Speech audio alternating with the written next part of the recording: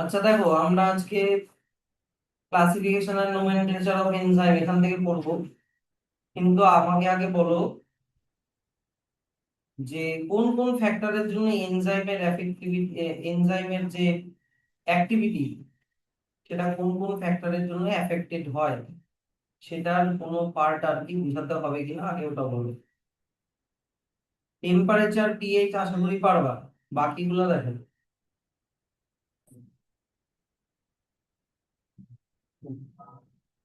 বলো, এখান থেকে কোনটা বলতে হবে বলো। তাহলে টেম্পারেচার পারবা, পিএইচ পারবা। কারো টেম্পারেচার পিএইচ এ অসুবিধা থাকলে বলো। তাই তো? আচ্ছা, তাহলে আমি কনসেন্ট্রেশন অফ সাবস্ট্রেটটা আবার আরেকবার বুঝাই দিই। কনসেন্ট্রেশন অফ সাবস্ট্রেট কিভাবে এনজাইমের অ্যাক্টিভিটিকে এফেক্ট করে। তোমরা এই গ্রাফটা দেখবা, এই যে সি নাম্বার গ্রাফটা, এই যে এটা। হুম। আচ্ছা, প্রথমে ধরে নাও কনসেন্ট্রেশন অফ সাবস্ট্রেট। আচ্ছা, প্রথমে ধরে নাও এরকম একটা বিকার আছে। আমি বেশি না, এই বিকারে আমি আহ এক, দুই, তিন, চার, পাঁচটা এনজাইম রাখা আছে। এবার এখানে আমি একটা গ্রাফ দিলাম। গ্রাফের নিচের দিকে কি আছে? স্পিড, আর এইদিকে আছে মানে সাবস্ট্রেট কনসেন্ট্রেশন, এইদিকে আছে ভেলোসিটি অফ রিঅ্যাকশন। নিচের দিকে এইখানে আছে হচ্ছে সাবস্ট্রেট কনসেন্ট্রেশন। Substrate concentration. এইদিকে আছে রিঅ্যাকশনের স্পিড, রিঅ্যাকশনের স্পিডকে ভেলোসিটি বলা হয়েছে। বুঝলা? মনে করো প্রথমে আমি একটা জিরোটা সাবস্ট্রেট, তারপরে মনে করো একটা সাবস্ট্রেট, তারপরে দুটা, তারপরে তিনটা, তারপরে চারটা, পাঁচটা, ছটা, সাতটা, এরকম করে সাবস্ট্রেট ধীরে ধীরে এইদিকে বাড়ছে। তখন আমাকে দেখতে হবে ভেলোসিটিটার কি চেঞ্জ হচ্ছে। তুমি প্রথমে মনে করো, তুমি প্রথমে একটা সাবস্ট্রেট দিলা, তাহলে ভেলোসিটি মনে করো এখানে 1, 2, 3, 4, 5, 6, 7 এরকম করে আছে।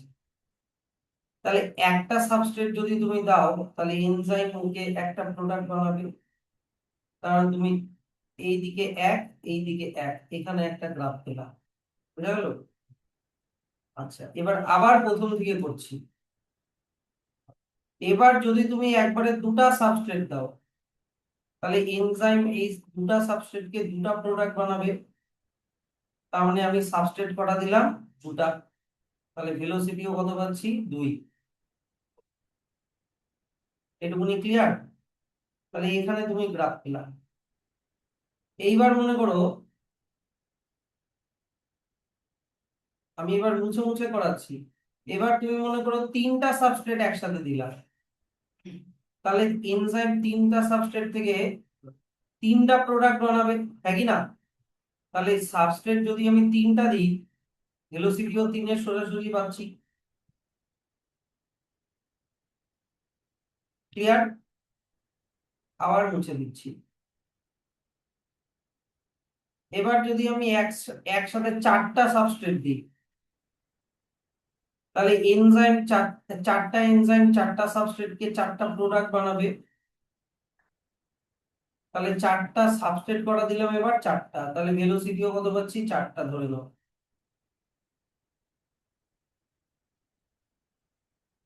এটুকুনি ক্লিয়ার? আচ্ছা, একই রকম ভাবে যদি এবার তুমি একসাথে পাঁচটা সাবস্ট্রেট দাও, তাহলে তুমি ম্যাক্সিমাম কটা এনজাইম এখানে ছিল? পাঁচটা। এই যে দেখো, 1, 2, 3, 4, পাঁচটা এনজাইম ছিল। তাহলে পাঁচটা এনজাইম ম্যাক্সিমাম পাঁচটা সাবস্ট্রেটের সাথে ইংগেজ হতে পারবে। তাহলে কটা প্রোডাক্ট বানাবে? পাঁচটা প্রোডাক্ট বানাবে। তাহলে এনজাইম যখন সাবস্ট্রেট যখন একসাথে তুমি পাঁচটা দিলা, তাহলে তুমি 5-এর রেটে ভেলোসিটি পেলা। বোঝা গেল এইটুকুনি? দেখো এবার সব মুছে দিলাম। তাহলে তুমি এতক্ষণ পর্যন্ত এইরকম গ্রাফটা পাচ্ছিলা। এটুকুনি ক্লিয়ার? আচ্ছা, এইবার যদি আমি তোমাকে 1 2 3 4 5 6 7টা সাবস্ট্রেট দিই, এনজাইম আছে কটা? 5টা। তাহলে 5টা এনজাইম ম্যাক্সিমাম কটা সাবস্ট্রেটের সাথে এঙ্গেজ হতে পারে না? 5-এর সাথে। এই যে 1 2 3 4 5, তার মানে প্রোডাক্টও বানাবে কয়টা? 5টাই প্রোডাক্ট বানাবে, তার বেশি তো আর বানাতে পারবে না। 2টা সাবস্ট্রেট ফ্রি থাকলো এখন। তার মানে রেটটা এখনো 5-এর সোজাসুজি পাচ্ছি। যদিও বা আমি 6টা সাবস্ট্রেট দিই বা 7টা সাবস্ট্রেট দিই, আমি রেটটা কি 5-এর সোজাসুজি পাচ্ছি, তাই কি না? এবার যখন মনে করো এই দুটো সাবস্ট্রেট যখন প্রোডাক্ট হয়ে গেল, তখন যে ফ্রি সাবস্ট্রেট গুলো এবারে এরা এনজাইমের সাথে এঙ্গেজ হবে, সেখান থেকে আবার প্রোডাক্ট বানাবে। বুঝা বুঝা গেল? তার মানে কটা হলো? 1 2 3 4 5টাই তো থাকলো। কত কত রেটেই চলতে থাকলো? 5-এর রেটেই তো চলতে থাকলো। তার মানে কি তুমি এনজাইম যতগুলো আছে তার থেকে বেশি যদি সাবস্ট্রেট দাও, তাহলে এনজাইম যতটা ছিল তত রেটেই তো চলবে, একই না? বুঝতে পারছো আমার কথাটা?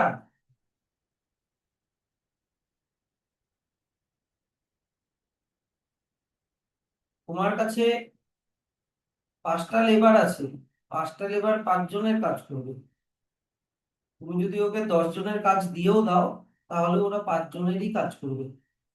তাহলে এখানে এনজাইম আছেই তো 5টা। তুমি সাবস্ট্রেট একটা দিলে 1-এর রেটে চললো, 2টা দিলে 2-এর রেটে, 3টা দিলে 3 4 5। কিন্তু তুমি যদি 6 দাও, তাও তো 5-এর রেটেই চলবে না। এটা ফ্রি থাকবে যতক্ষণ না একটা কোনো সাবস্ট্রেট যখন প্রোডাক্ট হয়ে গেল, তখন এবার এই সাবস্ট্রেটটা আসবে।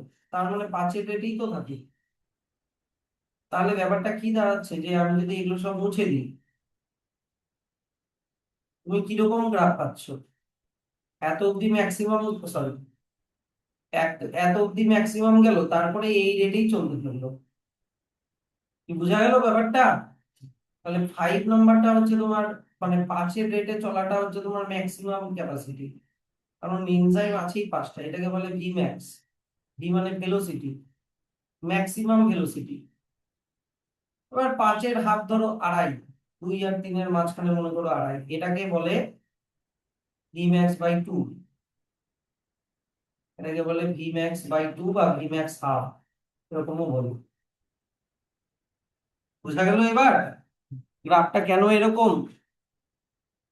তুমি সাবস্ট্রেট যতই বাড়াও না কেন, এনজাইম যতগুলো আছে ততগুলোর সাথেই না এঙ্গেজ হবে। মনে করো এখানে 5টা এনজাইম পর্যন্ত ছিল, মানে 5 অব্দি যাবে। এবার তুমি যদি 7টা সাবস্ট্রেটও দাও, তাও 5-এর রেটেই চলতে থাকবে, 5-এর রেটেই চলতে থাকবে।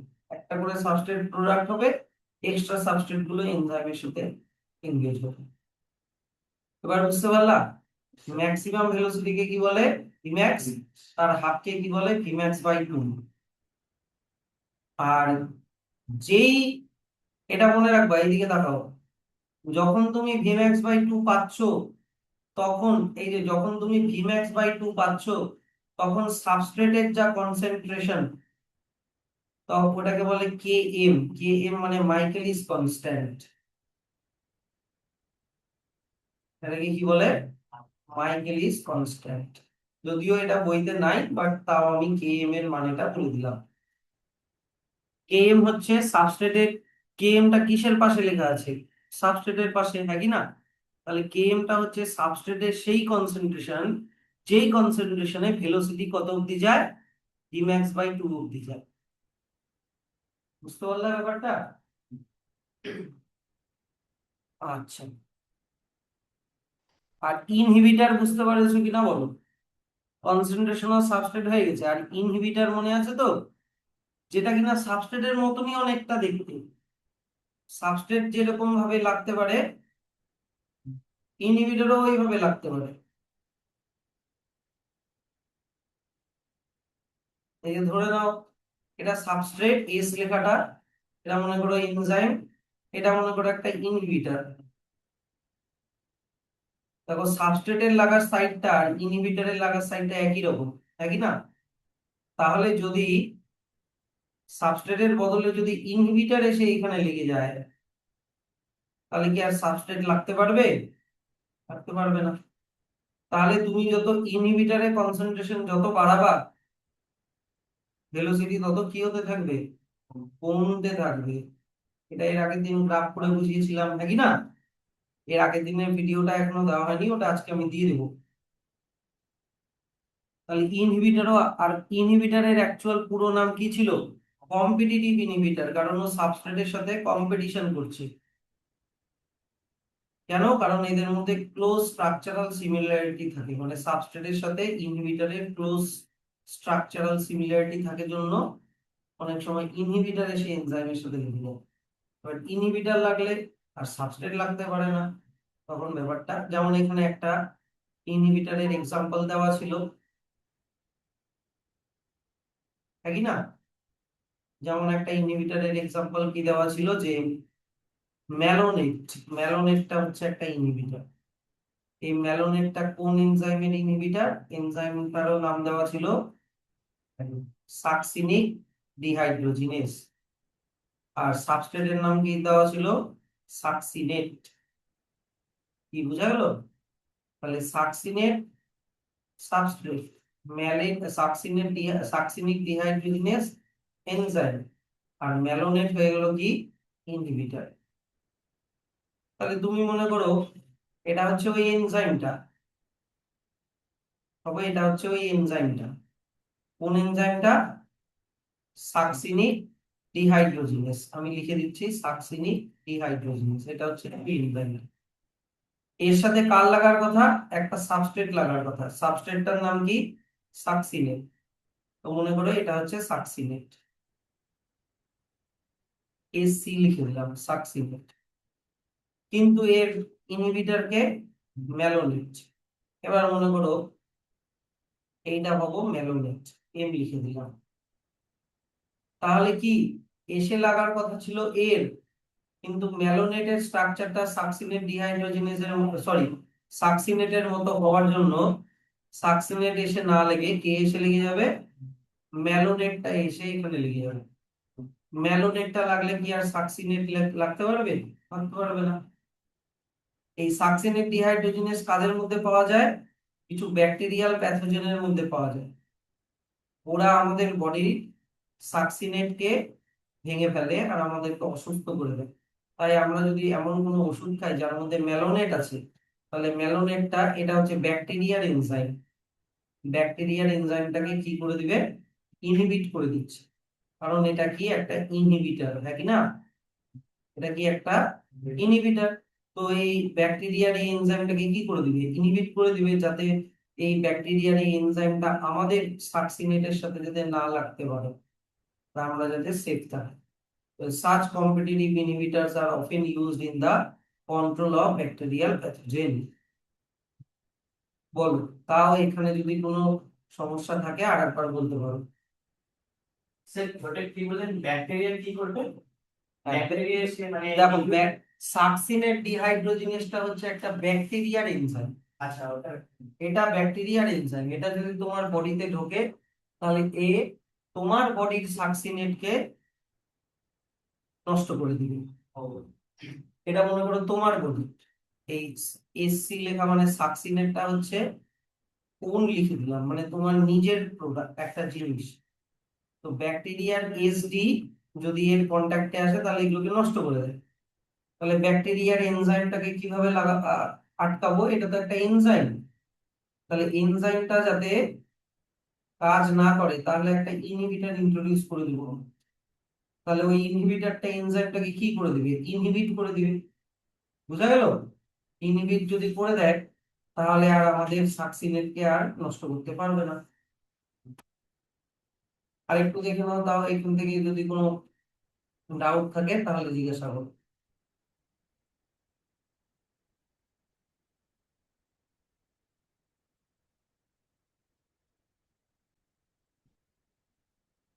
ডাউট নাই তো? আচ্ছা, এবার চলে আসবো আমরা classification and nomenclature of enzyme. অনেক এনজাইম হয়, প্রচুর এনজাইম, হাজার হাজার রকমের এনজাইম আমাদের বডিতে আছে, প্ল্যান্টের বডিতে আছে, ব্যাকটেরিয়ার বডিতে আছে। এনজাইম নিয়ে পড়াশোনা করা একটা আলাদাই সেক্টর। স্যার তখন যে বলে তাহলে পাঁচটা এনজাইম, ওটা নিশ্চয়ই কোনটা? পাঁচটা এনজাইম বলে কি পাঁচটা বলছি পাঁচটা না না, ওটা তো আমি বললাম যে পাঁচটা, ধরে নাও পাঁচটা এনজাইম আছে, ওটা ধরে নিতে বললাম যে পাঁচটা এনজাইম আছে, তো পাঁচটা এনজাইম একসাথে ম্যাক্সিমাম পাঁচটা সাবস্ট্রেটের সাথে এঙ্গেজ হতে পারবে, তো তুমি ম্যাক্সিমাম ভেলোসিটি 5 পাবা। আচ্ছা যদি তুমি ছটাও দাও তাও 5ই পাবে। ওটা তো অ্যাজ ফর এক্সাম্পল বললাম। এবার এনজাইম আমাদের বডিতে অনেক প্রচুর প্রচুর এনজাইম আছে।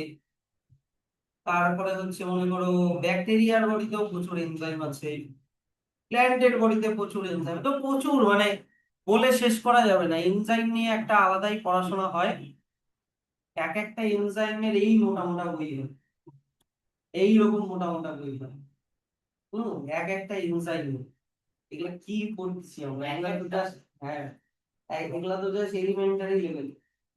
এনজাইম কিভাবে সেল মেমব্রেন দিয়ে ভিতরে ঢোকে, কোন রিসেপ্টরের সাথে লাগে, ও প্রচুর পড়াশোনা, ওগুলো সেল বায়োলজির পড়াশোনা, হ্যাঁ, এগুলো রিসার্চ লেভেলের। আমরা এখানে মেইনলি যেই কয়েকটা টাইপের এনজাইম পড়বো, খুবই নরমাল, এক 1 2 3 4 5 6, 6 রকমের এনজাইম আমরা পড়বো, মেন ক্যাটাগরি যেগুলো, হ্যাঁ। তো এখানে দেখো একটা ইন্ট্রোডাকশন দেওয়া আছে, ইন্ট্রোডাকশনটা মার্ক করার দেওয়ার দরকার নাই, বাস জাস্ট দেখে রাখো যে thousands of enzymes have been discovered, isolated and studied. Most of these enzymes have been classified into different groups based on the type of reaction they catalyze, মানে ওরা কিভাবে কাজ করে তার উপরে বেস করে ওদেরকে ক্যাটাগরাইজ করা হয়েছে। তার মধ্যে দেখা যাচ্ছে যে এনজাইমস আর ডিভাইডেড ইনটু 6 ক্লাসেস, কিন্তু প্রত্যেকটা ক্লাসের আন্ডারে আবার 4 to 13 সাব ক্লাসেস হয়। তো তোমাদের সাব ক্লাস গুলো পড়তে হবে না, তোমাদের শুধু 6টা ক্লাস পড়তে হবে এনজাইম। তো 1 নাম্বার ক্লাস হচ্ছে অক্সিডো রিডাকটেস অর ডিহাইড্রোজিনেস। অক্সিডো রিডাকটেস অর ডিহাইড্রোজিনেস কিভাবে কাজ করে দেখে নাও। ধরো না, আমি তোমাকে বললাম এ ও বলে একটা জিনিস আছে, ও মানে এখানে ভাববা অক্সিজেন, মানে বলে এ বলে একটা অর্গানিক জিনিসের সাথে অক্সিজেন আছে, তার সাথে রিঅ্যাক্ট করছে মনে করো বি। এবার এমন একটা এনজাইম যে কি করলো, এখান থেকে অক্সিজেনটাকে বের করে বি এর সাথে লাগিয়ে দিল, তাহলে এ একা একা হয়ে গেল আর বি এর সাথে ও লেগে গেল, নাকি না? এবার এ ও হয়ে গেল এ, তার মানে অক্সিজেন মাইনাস হয়ে গেল। অক্সিজেন মাইনাস হওয়াকে কি বলে? রিডাকশন। আর বি কি ছিল? বি হয়ে গেল বি ও, তার মানে এখানে অক্সিজেন প্লাস হয়ে গেল। অক্সিজেন লেগে যাওয়াকে কি বলে? অক্সিডেশন। তাহলে এই এনজাইমটা যদি রেডক্স রিঅ্যাকশন করায়, রিডাকশনের রেড, অক্সিডেশনের অক্স, তাহলে এই এনজাইমটার ক্যাটাগরি কি হয়ে গেল? অক্সিডো রিডাকটেস। মানে একটাকে অক্সিডেশন করাচ্ছে আর একটাকে রিডাকশন করাচ্ছে। বোঝা গেল ব্যাপারটা? পারবা তো এবার? তো একই সাথে কোনো এনজাইম যদি অক্সিডেশন রিডাকশন করায়, তাহলে ওটা হয়ে গেল অক্সিডো রিডাকটেস। আর একটা নামও মনে রাখবা, ডিহাইড্রোজিনেস। এই যে oxidation, oxidoreduction between two substrate S and S dash. মনে করো এস ড্যাশটাতে অক্সিজেন ছিল না, এস টাতে অক্সিজেন ছিল না, আর এস ড্যাশটাতে অক্সিজেন ছিল। পরে হয়ে গেল কি, এসটা অক্সিডাইজ হয়ে গেল আর এস ড্যাশটা রিডিউস হয়ে গেল। মানে এটা এ ছিল, এটা, আচ্ছা দাঁড়াও, এ না, আমি যেটা দিয়ে বুঝালাম সেটা দিয়ে বুঝাই। ভাবো এটা বি ছিল, এটা এ ও ছিল, বুঝলা? এটা হয়ে গেল এবার বি ও, এটা হয়ে গেল এ। এটা যেটা বুঝালাম ওটা দিয়ে বুঝলাম। আচ্ছা, তারপরে মনে করো ট্রান্সফারেজ। ট্রান্সফারেজ কি করে?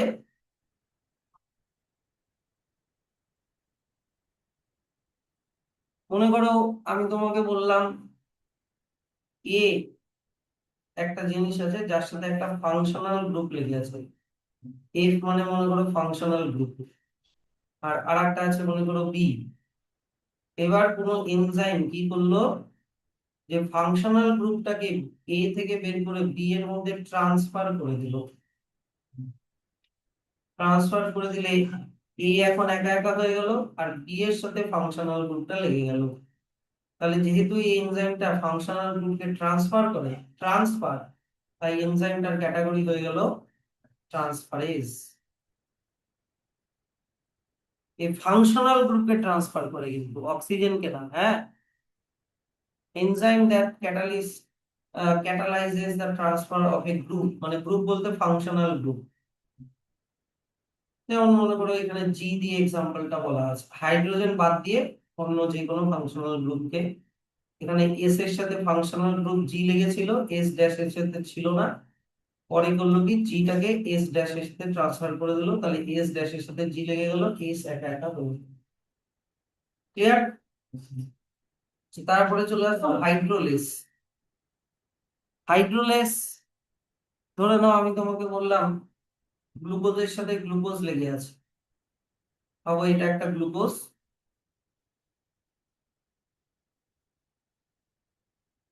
এটা আর একটা গ্লুকোজ। এটা গ্লুকোজের 1 নম্বর কার্বন, এটা গ্লুকোজের 4 নম্বর কার্বন। তো 1 নম্বর কার্বনের সাথে ছিল এইচ, এখানে ছিল ওএইচ, আর এখানে কার্বন কার্বনের মধ্যে গ্লাইকোসাইডিক বন্ড ছিল। শিখিয়েছিলাম, দেখো পুরোনো ভিডিও গুলো দেখো, পুরোনো গ্লুকোজের সাথে গ্লুকোজ কিভাবে বাইন্ড করে স্টার্চ বানায়, তখন আমি এগুলো বলেছিলাম, তাই না? এবার মনে করো এমন একটা এনজাইম যে কি করছে, জল ঢুকিয়ে দিচ্ছে এখানে, জল H2O ঢুকিয়ে দিচ্ছে। এবার H মানে কি, H মানে হচ্ছে H plus OH minus, yes or no? এবার আমি যদি কার্বন কার্বনের এই বন্ডটাকে সরিয়ে দিয়ে আমি যদি OH কে এখানে ঢুকিয়ে দিই, তাহলে সি এর সাথে OH লেগে গেল, আর এই হাইড্রোজেনটির সাথে যদি এই কার্বনের সাথে লাগিয়ে দিই, তাহলে এখানে সি এর সাথে H লেগে গেল। তাহলে কার্বন কার্বনের মধ্যে যে বন্ডটা ছিল ওটা ভেঙে গেল, তাই কি না? তাহলে জল ঢুকিয়ে কোনো বন্ডকে ব্রেক করাকে বলা হয় হাইড্রোলাইসিস। জল ঢুকিয়ে কোনো বন্ডকে ব্রেক করাকে কি বলা হয়? হাইড্রোলাইসিস। আর যেই এনজাইম ওটা করে তাদেরকে বলা হয় হাইড্রোলেজ। আরেকবার বলতে হবে কিনা বলো? ঠান্ডা লাগছে?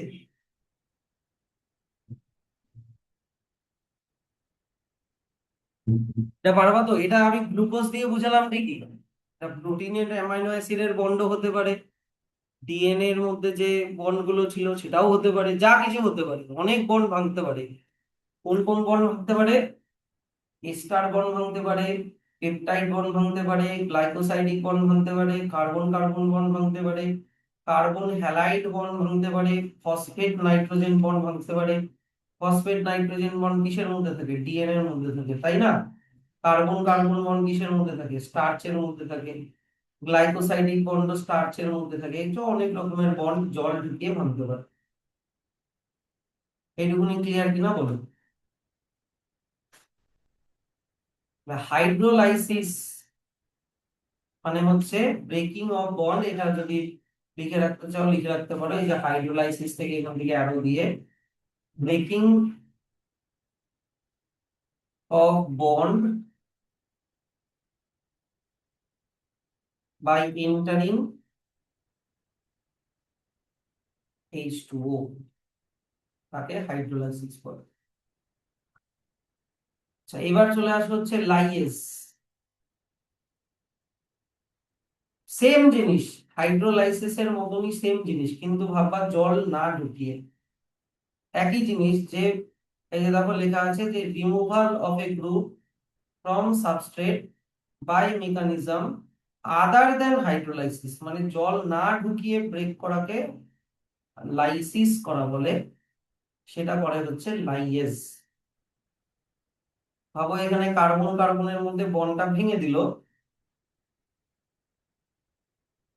কিন্তু জল না ঢুকিয়ে ভাঙলো। তো মনে করো এক্স ওয়াই এগুলো সব আলাদা হয়ে গেল, কার্বন আলাদা হয়ে গেল, কার্বন আলাদা হয়ে গেল। কি বোঝা গেল? দাঁড়াও, এখানে ভুল বললাম। ভুলটা হচ্ছে আমি বললাম এই যে এক্স, কার্বনের সাথে এক্স আর কার্বনের সাথে ওয়াই এর বন্ডটাকে ভাঙলো, তাহলে এক্স আর ওয়াই আলাদা হয়ে গেল আর কার্বন কার্বন আলাদা হয়ে গেল। বুঝা গেল এবার? নিচের এই দুটো আলাদা হয়ে গেল আর উপরের এই দুটা আলাদা হয়ে গেল, কিন্তু জল না ঢুকিয়ে এটা ভাঙলো, কিন্তু মনে রাখবে, হ্যাঁ। তাদেরকে কি বলে? লাইয়েজ। এটা হ্যাঁ মেনলি কার্বনের মধ্যেই হয়। আর যখন কার্বন কার্বনের এই বন্ডগুলো ভেঙে দেয়, তখন দুটো কার্বনের মাঝখানে আগে যে সিঙ্গেল বন্ডটা ছিল, এখন ওটা হয়ে গেল কি বলতো, ডাবল বন্ড। এই যে লিভিং ডাবল বন্ডস, দেখো লাস্টে লেখা আছে। আর এক্স আর ওয়াই এর মধ্যে সিঙ্গেল বন্ড। এক্স আর ওয়াই এর মধ্যে সিঙ্গেল বন্ড, বা এক্স আলাদা পুরোপুরি হয়ে যেতে পারে, ওয়াই পুরোপুরি আলাদা হয়ে যেতে পারে, ওদের মধ্যে কোনো বন্ড নাও থাকতে পারে, এমনও হতে পারে। এটা তো জাস্ট মানে সিম্বল দিয়ে, এক্সাম্পল দিয়ে জাস্ট মানে সিম্পলিফাই করে বোঝানো। এই জিনিসটা মাথায় রেখো, লিভিং ডাবল বন্ড, এইটা কিন্তু মেইন কোয়েশ্চেন আসলে এখান থেকেই আসবে। Which of the following enzyme breaks functional group from a substrate living double bond? Hydrolase, ligase, transferase, এরকম চারটা অপশন দিয়ে দিল। লিভিং ডাবল বন্ড কথাটা দেখলেই ওটা তখন কি করে দিবা বলতো? লাইগেজ। এবার চলে আসা হচ্ছে ট্রান্সফারেজ, আইসোমারেজ। দেখো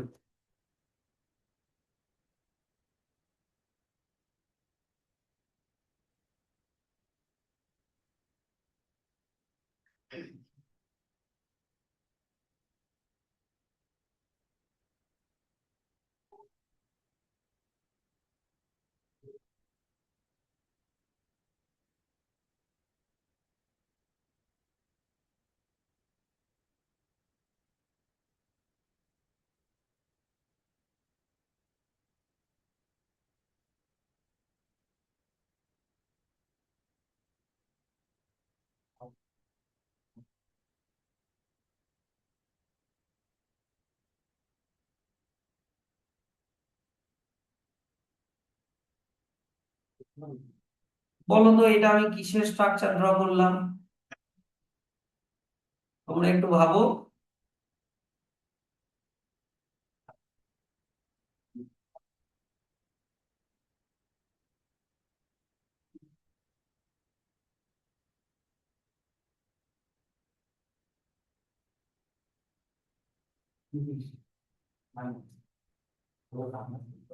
ভাবো আগেরটা কিসের পিকচার ড্র করলাম? এইটা এই গোটাটা কিসের স্ট্রাকচার?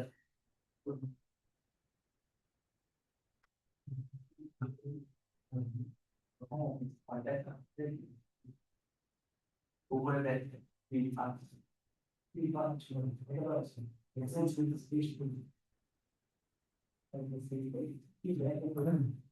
দেখো এটা হচ্ছে গ্লুকোজ,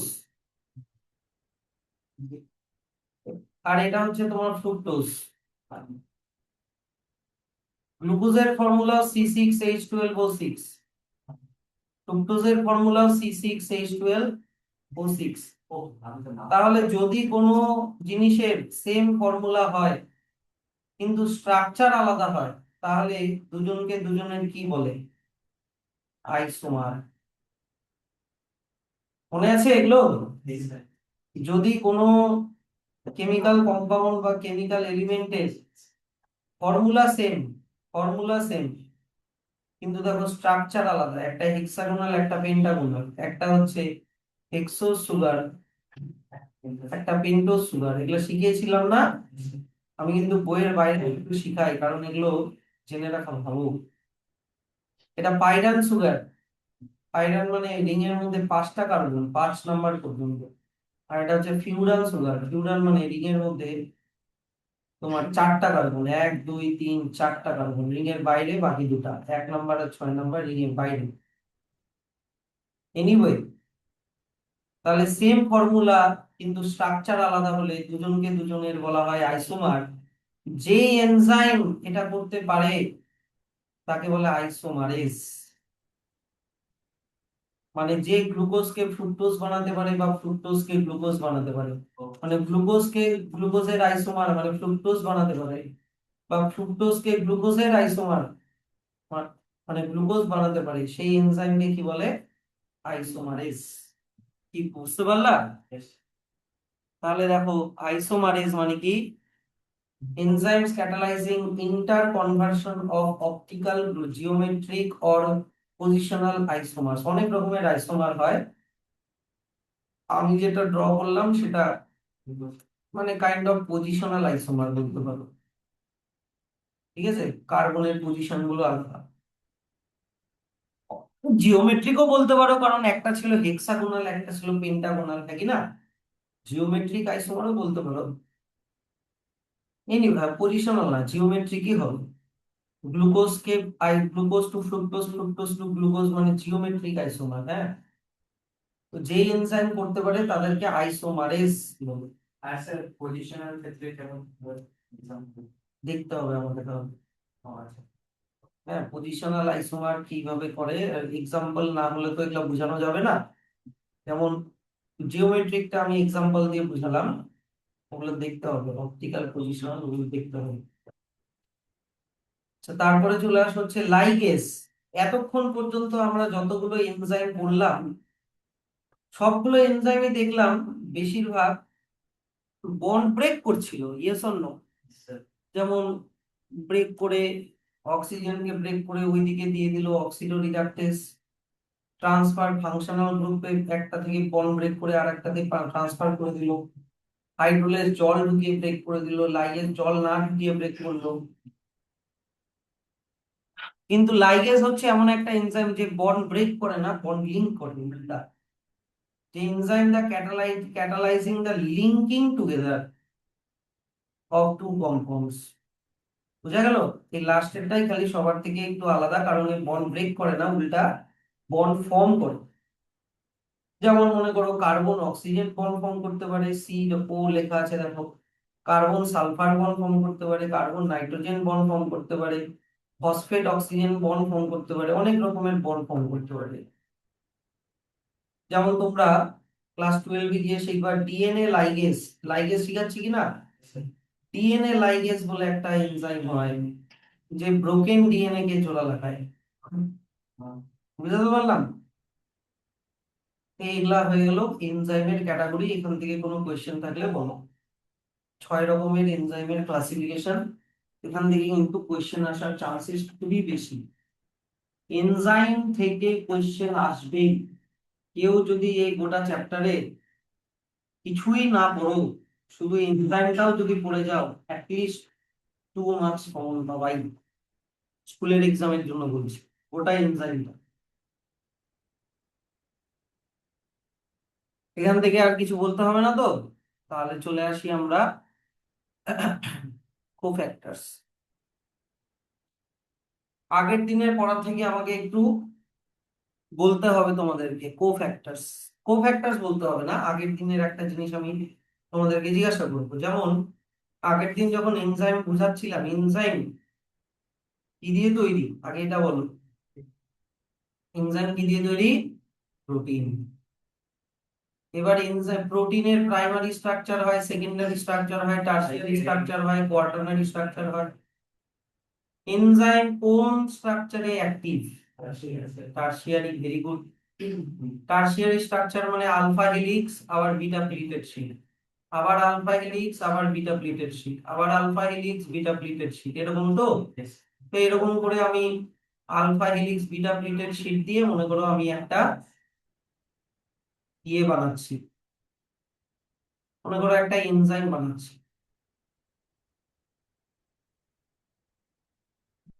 তাহলে এই এনজাইমটা দেখতে এরকম লাগছে।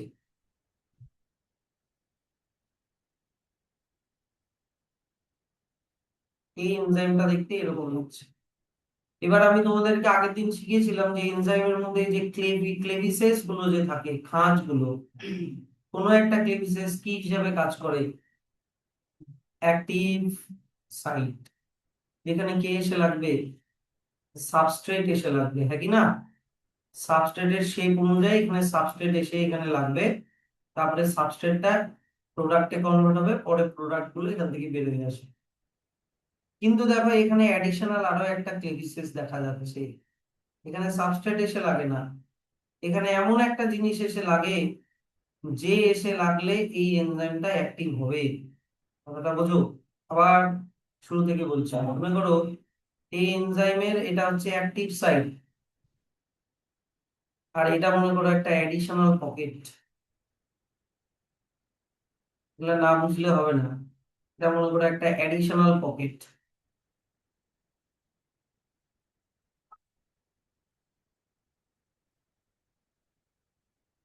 তো অ্যাক্টিভ সাইটে সাবস্ট্রেট এসে লাগার কথা, হ্যাঁ কি না? কিন্তু সাবস্ট্রেট এসে তখনই লাগতে পারবে, বা সাবস্ট্রেট এসে সাবস্ট্রেটটা প্রোডাক্টে তখনই কনভার্ট হতে পারবে যখন এই অ্যাডিশনাল পকেটে আর একটা জিনিস এসে লাগবে। এই আর একটা জিনিস ধরে নাও এই যে এরকম করে আসলো, এ সাবস্ট্রেট না, একে বলা হয় অ্যাক্টিভেটর। একে কি বলা হয়? অ্যাক্টিভেটর। যে এই এনজাইমকে অ্যাক্টিভ করবে, এই অ্যাক্টিভেটরের আরেকটা নাম হচ্ছে কোফ্যাক্টর। এই অ্যাক্টিভেটরের আরেকটা নাম কি? কোফ্যাক্টর। তাহলে এইটা হচ্ছে তোমার মেন এনজাইমটা, এইটা এইটা হচ্ছে তোমার মেন এনজাইম। তার সাথে অ্যাক্টিভেটর আর কোফ্যাক্টর এসে লাগলো, লাগার পরে সাবস্ট্রেট এসে লাগলে তাহলে সাবস্ট্রেটটা প্রোডাক্টে কনভার্ট হবে। কি বোঝা গেল?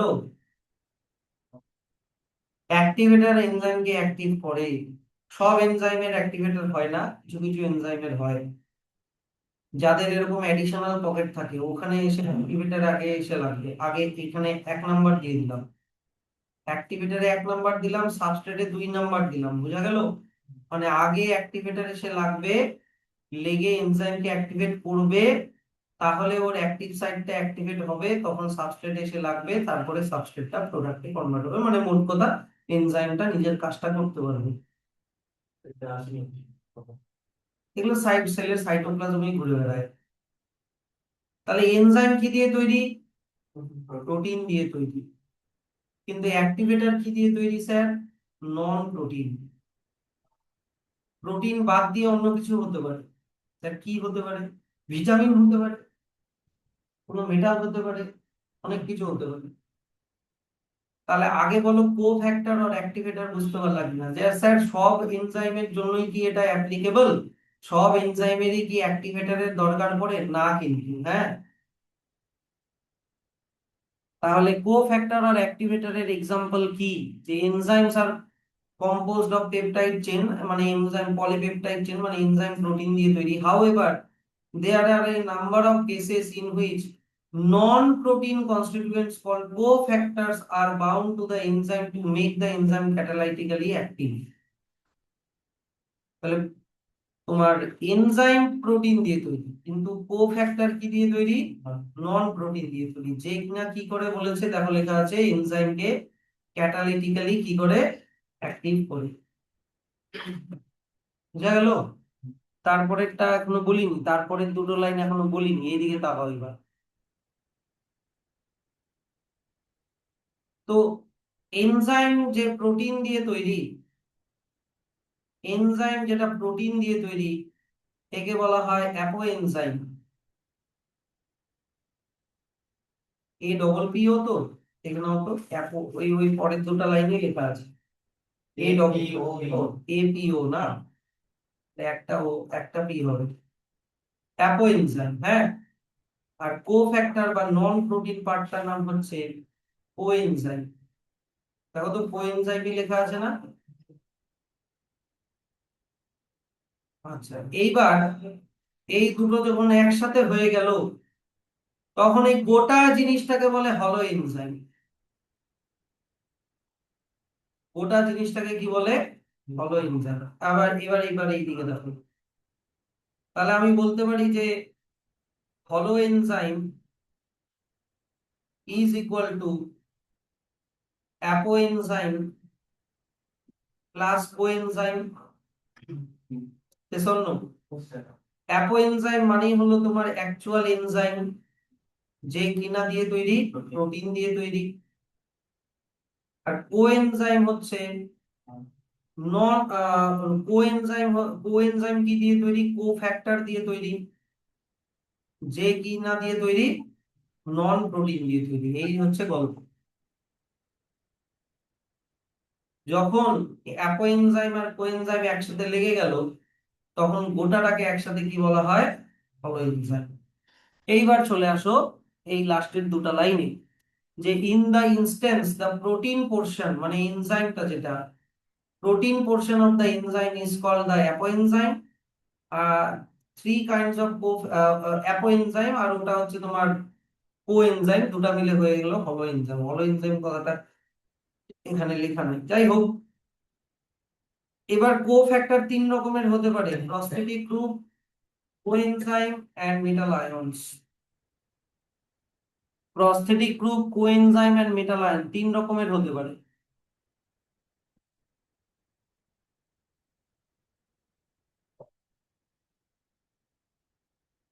তাহলে কোফ্যাক্টর কয় রকমের হতে পারে?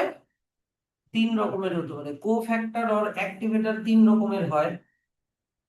ভালো করে শিখে নাও, এখানে আমার পড়াই আছে। এই কিন্তু নন প্রোটিন, হ্যাঁ কি না? এবারে তিন রকমের হয়: প্রস্থেটিক গ্রুপ, কোএনজাইম আর মেটাল অ্যাক্টিভেটর। বুঝো জিনিসটা এখানে কি লিখেছি। প্রস্থেটিক গ্রুপ অর্গানিক কম্পাউন্ড দিয়ে তৈরি, কোএনজাইম অর্গানিক কম্পাউন্ড দিয়ে তৈরি, মেটাল অ্যাক্টিভেটর ইনঅর্গানিক জিনিস দিয়ে তৈরি। আগের দুটো অর্গানিক, লাস্টেরটা ইনঅর্গানিক। প্রস্থেটিক গ্রুপ এনজাইমের সাথে টাইটলি বাইন্ড হয়, কিন্তু কোএনজাইম লুজলি বাইন্ড হয়। আর মেটাল অ্যাক্টিভেটরও লুজলি বাইন্ড হয়, কিন্তু তোমাদের বইতে লুজলি লেখা নাই, তোমাদের বইতে এখানে লেখা আছে কোঅর্ডিনেশন বন্ড লেখা আছে। কোঅর্ডিনেশন বন্ড, এটা আমি বুঝাই দিচ্ছি কোঅর্ডিনেশন বন্ড কি হয়, আমি বলে দিচ্ছি পরে। তাহলে এখানে দেখো তিন রকমের কোফ্যাক্টর হতে পারে, একটা বললাম প্রস্থেটিক গ্রুপ, একটা কোএনজাইম, একটা মেটাল আয়ন। প্রস্থেটিক গ্রুপ কি হয়? অর্গানিক, দেখো লেখা আছে। পরেরটাতে চলে আসো। কোএনজাইমও কি হয়? অর্গানিক। কিন্তু মেটাল আয়ন কি হয়? ইনঅর্গানিক। ওটা এখানে ইনঅর্গানিক কথাটা লেখা নাই, কিন্তু তোমরা সবাই জানো মেটাল মানে ইনঅর্গানিক, হ্যাঁ কি না? আচ্ছা, 2 নাম্বার চলে আসো। প্রস্থেটিক গ্রুপ, এই যে দেখো এখানে লেখা আছে প্রস্থেটিক গ্রুপ, কি লেখা আছে? এনজাইমের সাথে টাইটলি বাউন্ড হয়, একই না? প্রস্থেটিক গ্রুপ দেখো লেখা আছে tightly bound to the apoenzyme লেখা আছে, কিন্তু কোএনজাইম লেখা আছে কি না লুজলি না, ট্রানজিয়েন্ট লেখা আছে। ট্রানজিয়েন্ট মানে লুজলি বা temporarily, usually occurring during the course of catalysis, মানে যখন এনজাইমটা কাজ করবে শুধু তখনই গিয়ে লাগবে। এনজাইমটা যখন ক্যাটালাইসিস করবে তখনই ও গিয়ে লাগবে। আচ্ছা, তা কিন্তু এখানে কি লেখা আছে? মেটাল আয়নে কি লেখা আছে? যে coordination bond with side chain at the active site and at the same time for one or more coordination bond with the substrate. Example গুলোতে পড়ে যাচ্ছি, আগে জিনিসটা বুঝো। আচ্ছা স্যার, কিছুই তো বুঝতে পারছি না, লেখাগুলো দেখে দেখো, তাহলে ছবি দেখে বোঝো। ছবি দেখে জিনিসটা বোঝো। দেখো, মনে করো এটা একটা এনজাইম, এটা একটা এনজাইম। এই এনজাইমের সাথে মনে করো একটা প্রস্থেটিক গ্রুপ লেগে আছে। এটা একটা এনজাইম, এই এনজাইমের সাথে মনে করো একটা কোফ্যাক্টর লেগে আছে, সি মানে কোফ্যাক্টর। আর এটা একটা এনজাইম, যে এনজাইমের সাথে মনে করো একটা মেটাল আয়ন লেগে আছে। এবার দেখো, প্রস্থেটিক গ্রুপের এই যে এখানে বন্ডিংটা হবে, এই বন্ডিংটা হবে টাইট, টাইট বন্ড হবে, আর সেটা পার্মানেন্ট হবে। বোঝা গেল? কিন্তু এনজাইমের সাথে যখন কোফ্যাক্টর যখন লেগে থাকে, এই বন্ডটা লেখা আছে ট্রানজিয়েন্ট। ট্রানজিয়েন্ট মানেই বলতে পারো টেম্পোরারি। টেম্পোরারি মানে কোএনজাইম কখনো কখনো আবার খুলেও যেতে পারে, ও কখন এসে লাগবে, only at the time of ক্যাটালাইসিস, only at the time of catalysis মানে এনজাইমটা যখন কাজ করতে চায় তখনই ও এসে লাগবে, তাছাড়া ও ছুটেও যেতে পারে। কিন্তু মেটাল আয়ন কি করে দেখো, মেটাল আয়ন একটা হাত দিয়ে এনজাইমের সাথে লাগে, আবার আরেকটা হাত দিয়ে সাবস্ট্রেটের সাথে লাগে। দারুণ ব্যাপার। এখানে কিন্তু এখানে আগের গুলোতে কিন্তু এরকম ব্যাপার ছিল না। আগের গুলোতে প্রস্থেটিক গ্রুপ আলাদা জায়গায় লাগবে আর এনজাইমের আলাদা জায়গায় লাগবে সাবস্ট্রেট। এখানে কোফ্যাক্টরও এনজাইমের আলাদা জায়গায় লাগবে, এনজাইমের অন্য আরেকটা জায়গায় লাগবে সাবস্ট্রেট। কিন্তু পরেরটাতে সাবস্ট্রেটটা এনজাইমের সাথে লাগে না, সাবস্ট্রেট আর এনজাইমের মাঝখানে থাকে মেটাল আয়ন। তার মানে মেটাল আয়ন এনজাইমের সাথেও বন্ড করে, আবার সাবস্ট্রেটের সাথেও বন্ড করে। এই দুটো বন্ড যেহেতু বানায়, তাই এখানে কি যেন বন্ড লেখা আছে, কোঅর্ডিনেশন বন্ড। কি বোঝায় না, কি বন্ড বানাচ্ছে এখানে, coordination bond.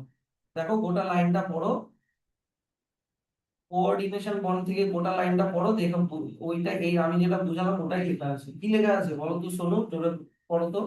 The number of enzymes equal metal ions for the activity which form coordination bond with side chain at the active site and at the same time form one or more coordination bond with substrate. হ্যাঁ, তার মানে এনজাইমের active সাইটের সাথেও লাগে, আবার সাবস্ট্রেটের সাথেও লাগে। কি বোঝা গেল? তো এইটাকে, এই ধরনের বন্ডকে কি বলা হয়েছে, কোঅর্ডিনেশন বন্ড।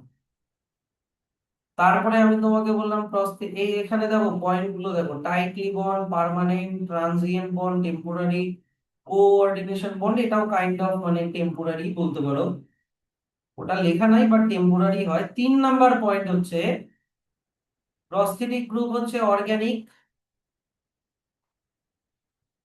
তারপরে কি জানো, কোফ্যাক্টরও কি অর্গানিক, কিন্তু মেটাল আয়ন কি ইনঅর্গানিক। তো তোমাকে যদি এই তিনটার ডিফারেন্স লিখতে বলে, অ্যাটলিস্ট এই 3টা পয়েন্ট কিন্তু বলো।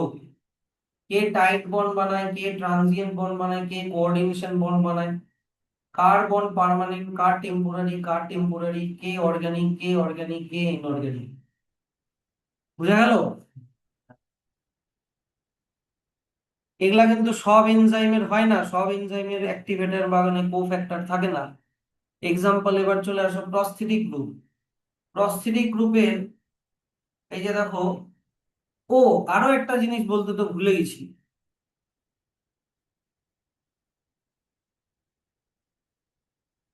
প্রস্থেটিক গ্রুপের আর একটা পয়েন্ট হবে, সেটা হচ্ছে এটা স্পেসিফিক ফর ওয়ান এনজাইম,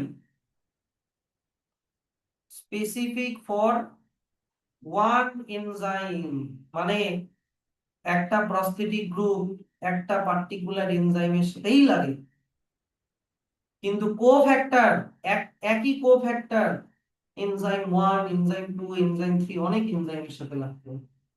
বুঝা গেল? Not specific, not specific. আর এই পয়েন্টটা হবে শুধুমাত্র তোমার প্রস্থেটিক গ্রুপ আর কোফ্যাক্টরের ডিফারেন্সের ক্ষেত্রে, এই এক্সট্রা পয়েন্টটা অ্যাড করবা, যে প্রস্থেটিক গ্রুপ হচ্ছে স্পেসিফিক হয় for only for one enzyme, কিন্তু এটা লাগবে না, কারণ অনেকের আবার মেটাল আয়নের আলাদা আলাদা ক্যাটাগরি আছে। হ্যাঁ, তাই এই পয়েন্টটা এখানে খাটবে না। তো কিন্তু কোফ্যাক্টর কি বলবা, নট স্পেসিফিক। দেখো এখানে আমি দেখাই দিচ্ছি তোমাদেরকে, এনসিইআরটি তে লেখা আছে যে প্রস্থেটিক গ্রুপ, দেখো লেখা আছে যে আহ না, প্রস্থেটিক গ্রুপ না, তুমি কোএনজাইমে দেখো, এই যে দেখো কো, এই যে ফার্দার মোরের পর থেকে দেখো, coenzyme serves as cofactor in a number of different enzymes, enzyme catalysed reaction মানে একই কোফ্যাক্টর অনেক রকমের এনজাইমের সাথে লাগতে পারে। এটা এখানে লেখা আছে, অন্যগুলাতে লেখা নাই মানেই অন্যগুলাতে স্পেসিফিক হয় ব্যাপারটা। বুঝা গেল? আচ্ছা, তাহলে দেখো এবার এক্সাম্পল গুলোতে আসি। দেখো প্রস্থেটিক গ্রুপের এক্সাম্পল এই যে আহ, এইটা হচ্ছে প্রস্থেটিক গ্রুপটার নাম, নামটা কি আছে, হিম। এবার এ দেখো দাঁড়াও এইদিকে তাকাও, বুঝতেই পারবা না পরে। এইটা কি বললাম, প্রস্থেটিক গ্রুপ। এইটা হচ্ছে এনজাইম, পারাক্সিডেজ এন্ড ক্যাটালেজ, আমি ই লিখে দিলাম, হ্যাঁ। আর এইটা হচ্ছে তোমার প্রোডাক্ট, ওয়াটার এন্ড অক্সিজেন হচ্ছে তোমার প্রোডাক্ট। এবার জিনিসটা পড়ো, peroxidase and catalase which catalyze the breakdown of hydrogen peroxide. ও তাহলে হাইড্রোজেন পারঅক্সাইড হয়ে গেল তোমার সাবস্ট্রেট, হাইড্রোজেন পারঅক্সাইড কি হয়ে গেল, সাবস্ট্রেট। আমি এখানে ক্লিয়ার করে লিখে দিচ্ছি আবার, দেখো এরকম গোল গোল করে করলে অসুবিধা হচ্ছে। পারঅক্সিডেজ এন্ড ক্যাটালেজ এটা হয়ে গেল এনজাইম, হাইড্রোলেজ পারঅক্সাইড এটা হয়ে গেল তোমার সাবস্ট্রেট, ওয়াটার এন্ড অক্সিজেন এটা হয়ে গেল তোমার প্রোডাক্ট, আর হিম হয়ে গেল তোমার প্রস্থেটিক গ্রুপ। এইবার পারবা কিনা বলুন। পারঅক্সিডেজ এন্ড ক্যাটালেজ যে কিনা হাইড্রোজেন পারঅক্সাইড কে ব্রেক করে, মানে সাবস্ট্রেট কে ব্রেক করে ওয়াটার এন্ড অক্সিজেন মানে প্রোডাক্ট বানায়, তাদের প্রস্থেটিক গ্রুপ হচ্ছে হিম।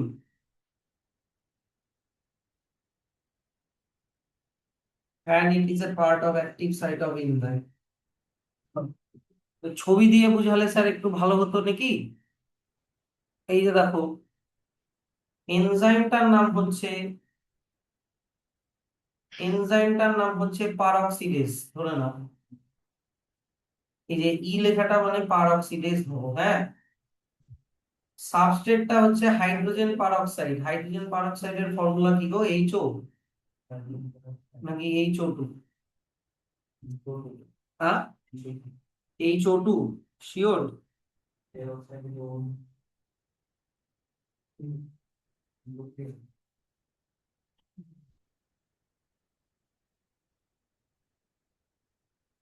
হাইড্রোজেন পারঅক্সাইড হচ্ছে এইচ2, হাইড্রোজেন মানে সাবস্ট্রেটটা হয়ে গেল তোমার H2O2 হলো তো। আর প্রস্থেটিক গ্রুপটার নাম বলেছে হিম, HAEME।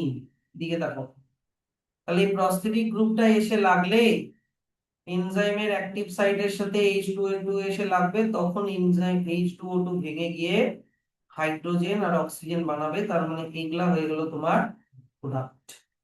এবার বোঝা গেল, বলো। তাহলে এবার চলে আসি নেক্সট এক্সাম্পলটাতে। কোএনজাইমের এক্সাম্পল দেখো, এখানে হচ্ছে, এটা তো বলেই দিলাম ডিফারেন্ট এনজাইমের সাথে লাগতে পারে। এক্সাম্পল যেমন দেখো ভিটামিন, এটা হচ্ছে তোমার কো ফ্যাক্টর, সরি কোএনজাইম। ভিটামিনটা হচ্ছে তোমার হয়ে গেল কোএনজাইম, সিই লিখে দিলাম। যেমন একটা ভিটামিনের এক্সাম্পল দেওয়া আছে নিয়াসিন, এই যে দেখো লাস্টে লেখা আছে ভিটামিন নিয়াসিন। এই এখান থেকে তাহলে আমি এই ভিটামিন থেকে এটা উড়াই দিচ্ছি, হ্যাঁ। স্পেসিফিক যে ভিটামিনটার নাম দেওয়া আছে ভিটামিন নিয়াসিন, এটাকে তুমি কো এনজাইম নিয়ে নাও। সেই কো এনজাইমটা,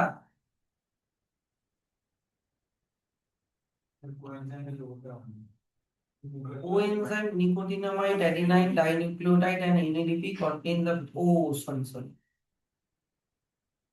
contain ভিটামিন নিয়াসিন।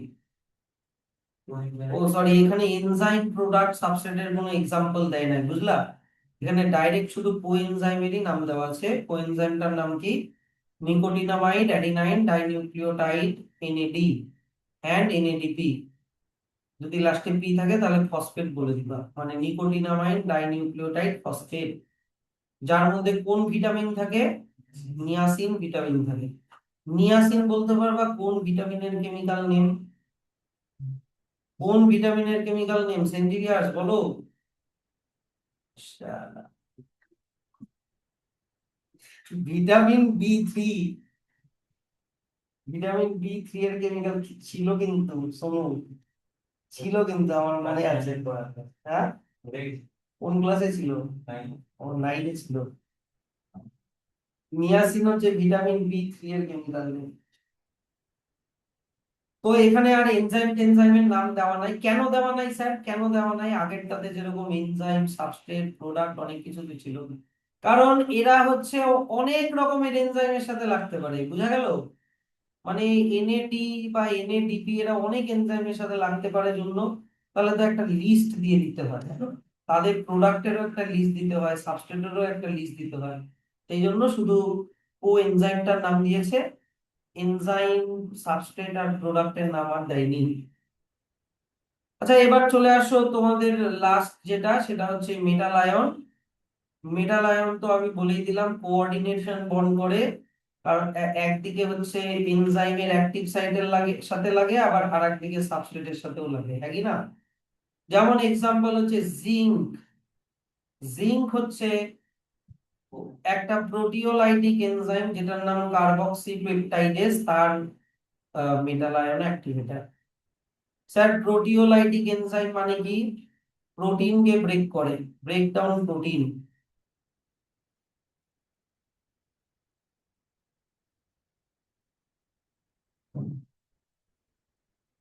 এটা ওয়ান টাইপ অফ হাইড্রোলাইটিক এনজাইমেরই একটা এক্সাম্পল। প্রোটিওলাইটিক এনজাইম মানে কি? যে প্রোটিনকে ব্রেক করে। একটা এক্সাম্পল দেওয়া আছে, এক্সাম্পলটা কি দেওয়া আছে? একটা প্রোটিওলাইটিক এনজাইমের এক্সাম্পল কি দেওয়া আছে? Carboxy peptidase. এটা হচ্ছে এক ধরনের প্রোটিওলাইটিক এনজাইম। এর কোফ্যাক্টরের নাম কি? জিঙ্ক, যে কোনো একটা মেটাল অ্যাক্টিভেটর। জিঙ্ক কি মেটাল তো, তাই না? তো স্যার, যদি আমি যদি আমি ইন ইচ কেস, আমি যদি যে কোনো কোফ্যাক্টরই হোক না কেন, প্রস্থেটিক গ্রুপ হোক সরিয়ে দিই, কোফ্যাক্টর হোক সরিয়ে দিই, বা মেটাল অ্যাক্টিভেটর হোক সরিয়ে দিই, তাহলে কি এনজাইমটা কাজ করবে না? না, সাবস্ট্রেটের সাথে লেগে প্রোডাক্ট বানাতে পারবে না। তো দেখো এখানে লাস্ট লাইনে কি লেখা আছে, যে catalytic activity is lost when cofactor is removed from the enzyme, which testifies that they play a crucial role in the catalytic activity of the enzyme. মানে যতক্ষণ অ্যাক্টিভেটর লেগে আছে ততক্ষণ এনজাইম কাজ করবে, মানে সাবস্ট্রেটকে প্রোডাক্টে কনভার্ট করবে। যতক্ষণ যেই ছুটে গেল অমনি ওটা ইয়ে হয়ে গেল, মানে কাজ করা বন্ধ করে দিল। ঠিক আছে, চলো তাহলে আজকের মতো এখানেই শেষ আমাদের এই চ্যাপ্টার। বিশাল বড় একটা চ্যাপ্টার ছিল, হ্যাঁ কি না? আজকে আমি এই গোটা বাকি আগের দিনের আর আজকের ভিডিওটা পাঠিয়ে দেবো। এটা প্র্যাকটিস করো, কিছু কোয়েশ্চেন গ্রুপে পাঠিয়ে দেবো। পরের দিন চেষ্টা করো একটা ছোটখাটো এক্সাম দেওয়া।